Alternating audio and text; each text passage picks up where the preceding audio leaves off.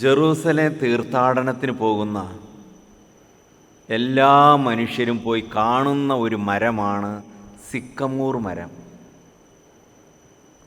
ഗലീലിയായിൽ നിന്ന് ജെറൂസലേമിലേക്കുള്ള യാത്രയുടെ മധ്യത്തിൽ ജെറീക്കോയുടെ ആ പ്രദേശത്തെത്തിക്കഴിഞ്ഞാൽ അവിടെ വിശാലമായൊരു റോഡിൻ്റെ അരികിലായിട്ട് പ്രസിദ്ധമായി സിക്കമൂർ മരം നിൽക്കുന്നുണ്ട്.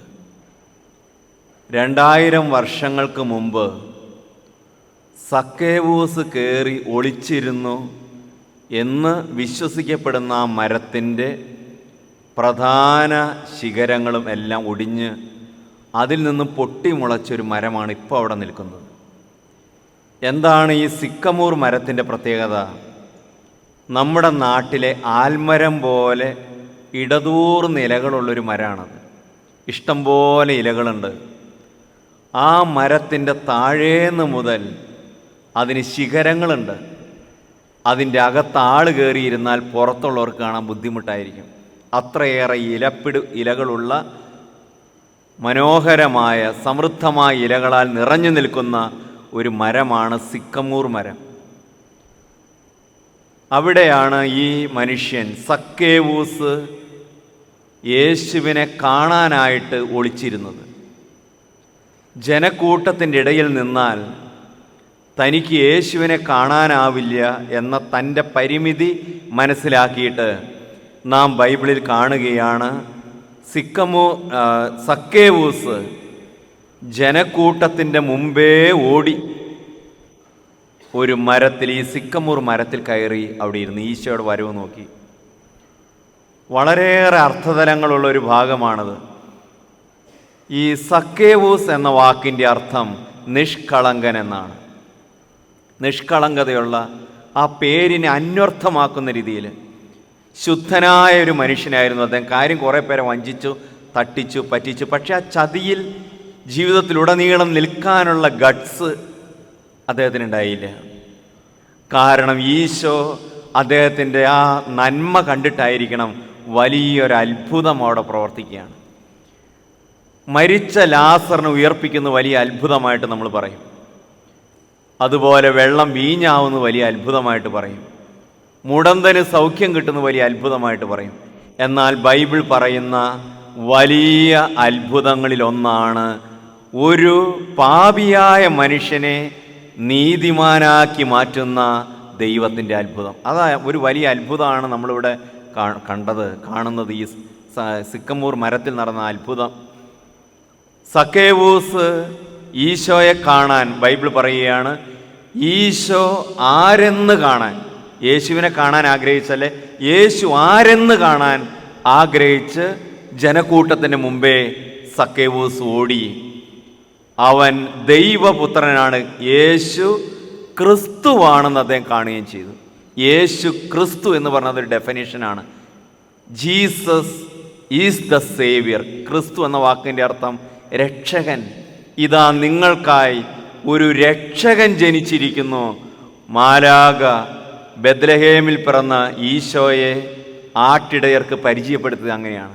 നിങ്ങൾക്കായി ഇതാ ഒരു രക്ഷകൻ ജനിച്ചിരിക്കുന്നു. പാപത്തിൻ്റെ അടിമത്തത്തിൽ നിന്ന് നമ്മെ മോചിപ്പിക്കാൻ കഴിവുള്ള ഒരു രക്ഷകൻ, നമുക്ക് മാനസാന്തരത്തിൻ്റെ കൃപ തരാൻ കഴിവുള്ള രക്ഷകൻ, ഭൂമിയിൽ നിന്ന് നമ്മെ സ്വർഗത്തിലേക്ക് കടത്തിവിടാൻ കഴിവുള്ള ഒരു രക്ഷകൻ ജനിച്ചിരിക്കുന്നു. അവൻ ആരെന്ന് കാണാൻ ആഗ്രഹിച്ച് സക്കേവൂസ് ഓടിക്കഴിഞ്ഞപ്പോൾ അദ്ദേഹത്തിന് ആ ബോധ്യം കിട്ടി, യേശു രക്ഷകനാണ്. അങ്ങനെ നീ മരത്തിൽ നിന്ന് ഇറങ്ങി വരിക, ഇന്ന് നിന്റെ ഭവനത്തിൽ എനിക്ക് താമസിക്കണമെന്ന് ഈശോ പറഞ്ഞു. അത്രയും ദിവസം കാലത്ത് എണീറ്റ് പോയാൽ ലോകം മുഴുവനും നികുതി പിരിച്ച് അല്ലെങ്കിൽ തട്ടിപ്പോ വെട്ടിപ്പോ നടത്തി പണവുമായിട്ട് വീട്ടിലേക്ക് മടങ്ങുന്ന സക്കേവൂസ് അന്ന് മാത്രം വീട്ടിൽ നിന്ന് പോയിട്ട് ക്രിസ്തുവുമായിട്ട് വീട്ടിലേക്ക് തിരിച്ചു വന്നു. ക്രിസ്തുവിനെ വീട്ടിലേക്ക് കൊണ്ടുവന്ന ഉടനെ സക്കേവൂസ്, ഞാൻ ആരെങ്കിലും ചതിച്ചിട്ടുണ്ട് അതിൻ്റെ 4 ഇരട്ടി ഞാൻ തിരിച്ചു കൊടുക്കുന്നു. അദ്ദേഹം ഈ തൻ്റെ തെറ്റുകളെല്ലാം പരിഹാരം ചെയ്യാൻ തീരുമാനിച്ചു. മാനസാന്തരപ്പെട്ടു. അങ്ങനെ ഒരു വ്യക്തി ഒരു കുടുംബത്തിൽ മാനസാന്തരപ്പെട്ടപ്പോൾ അദ്ദേഹം ഈശോ പറഞ്ഞു, നിന്റെ കുടുംബം ഈ ഭവന രക്ഷ പ്രാപിച്ചിരിക്കുന്നു. ഏതെങ്കിലും ഒരാൾ ഒരു ഭവനത്തിൽ രക്ഷ പ്രാപിച്ചാൽ അവൻ്റെ കുടുംബം മൊത്തത്തിൽ രക്ഷ പ്രാപിക്കാൻ അതിടയാവും. അതാണ് ഈ സക്കേവൂസിൻ്റെ ജീവിതത്തിൽ നാം കാണുന്നത്. സക്കേവൂസിൻ്റെ കുടുംബത്തോടെ രക്ഷപ്പെട്ടു. യേശു ആ ഭവനത്തിൽ അതിഥിയായിട്ട് താമസിച്ചു. സ്നേഹമുള്ളവരെ, ഇന്ന് എന്താണ് നമ്മുടെ സഭയിൽ നമ്മളെല്ലാം സാധാരണ വിശ്വാസികൾ അത്ഭുതമായിട്ട് കാണുന്നത്? നമുക്ക് സംഭവിക്കാത്ത അത്ഭുതവും നാം കാണുന്ന അത്ഭുതവും എന്താണ്? നാം മുഴ മാറുന്നത് കാണുന്നു, രോഗം മാറുന്നത് കാണുന്നു, ജോലി ലഭിക്കുന്നത് കാണുന്നു, വളഞ്ഞ കാല് നേരെയാവുന്നത് കാണുന്നു. ഇതൊക്കെ നമ്മൾ അത്ഭുതമായിട്ട് വിധിക്കുന്നു. അവിടേക്കൊക്കെ ജനം പ്രവഹിക്കുകയും ചെയ്യുന്നു. എന്നാൽ മനസ്സ് മാറുന്ന അത്ഭുതം കാണാൻ കണ്ണില്ലാതെ പോകുന്നു. ശരിക്കും ദൈവം നടത്താൻ ആഗ്രഹിക്കുന്ന അത്ഭുതം എൻ്റെയും നിങ്ങളുടെയും ജീവിതത്തിൽ നടക്കാൻ ഏറ്റവും ബുദ്ധിമുട്ടുള്ള അത്ഭുതം മാനസാന്തരത്തിൻ്റെ അത്ഭുതമാണ്. അതിന് പരിശുദ്ധാത്മാവിൻ്റെ വലിയ ഇടപെടൽ വേണം. നാം നമ്മുടെ പരിമിതിയെ പറ്റിയുള്ള അവബോധം വേണം. ക്രിസ്തുവിനെ കാണാനുള്ള കൊതി നമുക്ക് വേണം. നമ്മുടെ കാര്യത്തിൽ ക്രിസ്തു ഇടപെടാനുള്ള ഭാഗ്യവും വേണം. ഇടപെട്ട് കഴിഞ്ഞാൽ അത്ഭുതം ഉടനെ നടക്കും. അതാണ് കള്ളൻ എല്ലാം മോഷ്ടിച്ച് അവസാനം അതിൻ്റെ ശിക്ഷ വാങ്ങി കുരിശിൽ തൂക്കപ്പെട്ട ആ വലതുവശത്തെ കള്ളൻ. അവനോട് കർത്താവ് പറഞ്ഞു, ഇന്ന് നീ എന്നോടൊപ്പം പറുദീസായിൽ. 2 ദിവസം വൈകിട്ട് 2 ദിവസം കഴിഞ്ഞല്ല കർത്താവ് അത് നിശ്ചയിക്കുന്നത്. എപ്പോൾ മാനസാന്തരപ്പെടുന്നോ ആ നിമിഷം ദൈവത്തിൻ്റെ അത്ഭുതം കാണാൻ നമുക്കിടയാവും. അതാണ് മാനസാന്തരത്തിൻ്റെ അത്ഭുതം. ഇന്ന് ഈ ഭവനം രക്ഷ പ്രാപിച്ചിരിക്കുന്നു. സക്കേവൂസിൻ്റെ കാര്യത്തിൽ ഇന്ന് അതങ്ങ് സംഭവിച്ചു. നാളേക്ക് മാറ്റിവെക്കപ്പെട്ടല്ല. ഇന്ന് ഈ ഭവനം രക്ഷ പ്രാപിച്ചിരിക്കുന്നു. ഇന്ന് നീ എന്നോടൊപ്പം പറുദീസായിലായിരിക്കും.